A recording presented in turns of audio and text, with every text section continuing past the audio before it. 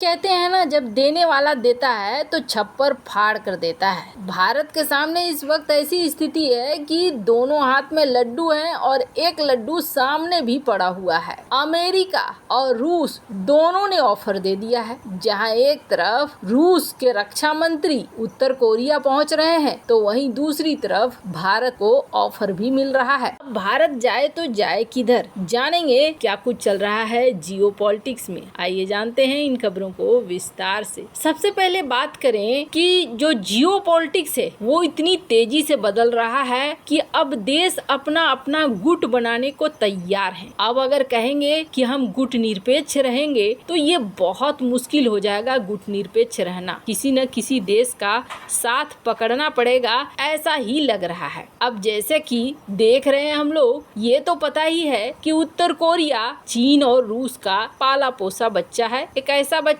जो गंदी गंदी गालियां दे सके, मतलब कि आक्रामक होकर एक्शन ले सके। अब इसका अंदाजा पैसे लगाइए कि हाल फिलहाल में तानाशाह किम जोंग उन लगातार मिसाइलों को छोड़े जा रहे हैं और इन सब के बीच में रूस के रक्षा मंत्री जल्द ही उत्तर कोरिया का दौरा करने वाले हैं। रूसी रक्षा मंत्री के अलावा चीन का एक प्रतिनिधि मंडल भी उत्तर कोरिया के दौरे पर पहुंचेगा। इसका मतलब हो गया कि यहाँ पर तीनों बैठेंगे मिलकर एक साथ, चाइना, रूस और उत्तर कोरिया। अब उत्तर कोरिया ने अगर बुलाया है तो कुछ सोच समझकर बुलाया होगा। उत्तर कोरिया 17वीं वर्षगांठ बना रहा है कोरियाई युद्ध का और इसके लिए इसने न्योता दिया है रूस और चीन को। रूस और चीन के प्रतिनिधि यहाँ पहुँचने वाले हैं। ये पहली बार है जब महामारी के बाद किसी विदेशी मेहमान को बुलाया है उत्तर कोरिया ने। अब उत्तर कोरिया की एजेंसी है न्यूज एजेंसी KCNA, इन्होंने बताया रूस के रक्षा मंत्री सरगेई शोइगु के साथ रूसी सेना का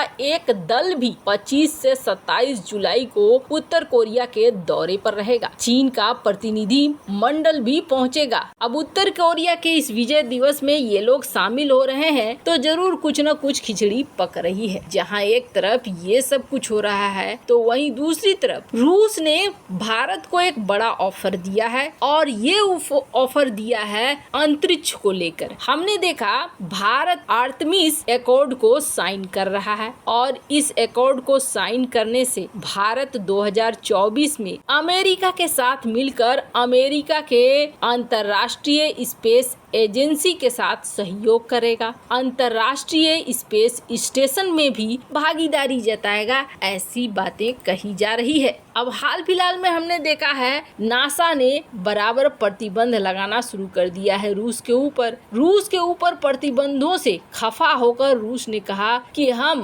अब अंतर्राष्ट्रीय स्पेस स्टेशन से अपने आप को अलग कर देंगे, हम छोड़ देंगे। फिलहाल अंतर्राष्ट्रीय स्पेस स्टेशन को लेकर बहुत उथल पुथल सी क्योंकि दोनों ही देश बड़े दिग्गज देश थे और ये दोनों ही देश इस वक्त आपस में लड़ भिड़ रहे हैं, जिसका असर अंतर्राष्ट्रीय स्पेस सेंटर में भी देखने को मिल रहा है। एक बात तो तय है कि आने वाला समय अंतरिक्ष का होने वाला है और अंतरिक्ष युद्ध का होने वाला है। अब धरती पर जमीन खत्म हो रही है, ये सारे देश अब उड़कर भागेंगे ऊपर और नए नए ग्रहों पर कब्जा करने की कोशिश करेंगे। चंद्रमा को तो वैसे ही चाइना ने निशाने में ले लिया है कि चंद्रमा अब उनका हुआ। चंद्रमा पर लड़ाई शुरू होगी और ये लड़ाई आगे भी बढ़ेगी, यानी अगला युद्ध का क्षेत्र या वर्चस्व जमाने का क्षेत्र है तो वो क्षेत्र है अंतरिक्ष। इसी वजह से आर्टेमिस एकॉर्ड को ये भी कहा जाता है कि अमेरिका एक ऐसा नाटो बना रहा है जो नाटो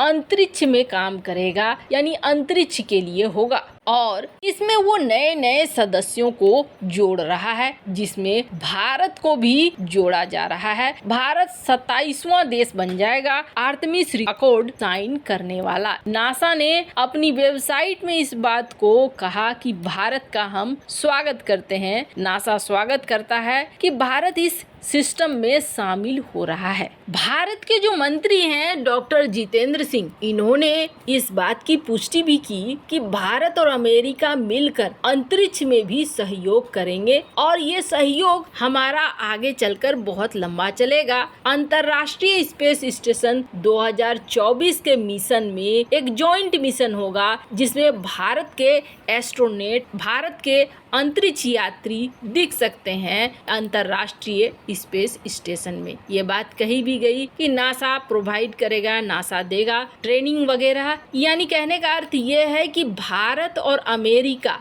जहां एक तरफ अंतरिक्ष की तरफ बढ़ रहे हैं, तो वहीं रूस भी अब एक नया ऑफर लेकर भारत को आया हुआ है। रूस ने दरअसल ये ऑफर सिर्फ भारत को नहीं दिया है, बल्कि रूस ने ये ऑफर चाइना को भी दिया है, ब्रिक्स देशों को दिया है। इस ब्रिक्स देश के ग्रुप में साउथ अफ्रीका को भी ये ऑफर दिया गया है रूस की तरफ से। और रूस का कहना है कि देखो 2028 तक तो हम लोग अंतर्राष्ट्रीय स्टेशन जो है स्पेस स्टेशन, इसके हिस्सेदार बने रहेंगे। अंतर्राष्ट्रीय स्पेस स्टेशन ये एक ऐसा मुद्दा था जहां पर दोनों देश अमेरिका और रूस दुश्मन होते हुए भी एक दूसरे के साथ चल रहे थे, एक दूसरे की मदद कर रहे थे। पर अब जब रूस ने फैसला ले लिया है कि हम यहाँ से निकलने वाले हैं, तो रूस ने ये भी तय किया है कि हम अपना स्पेस स्टेशन बनाएंगे। ये रूसी स्पेस स्टेशन होगा और इसका निर्माण हम शुरू कर देंगे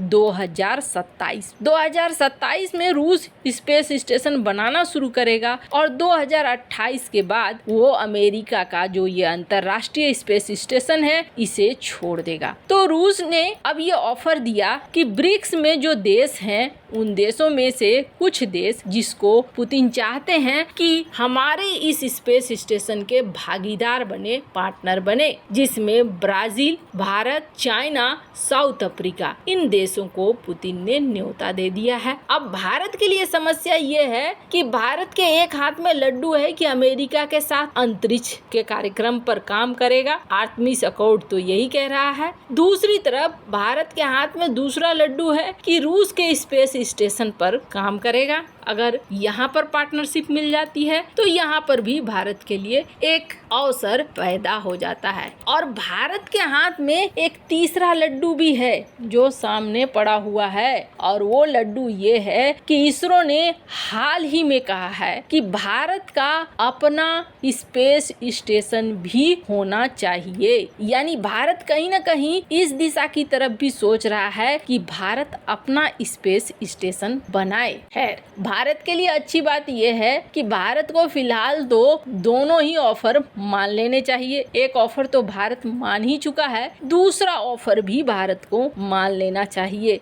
हमें क्या मतलब इन दोनों देशों के झगड़े से। वैसे आपको क्या लगता है, भारत को क्या करना चाहिए? कमेंट कर अपनी राय जरूर बताएं। जल्द मिलते हैं अगली वीडियो में नई खबर के साथ।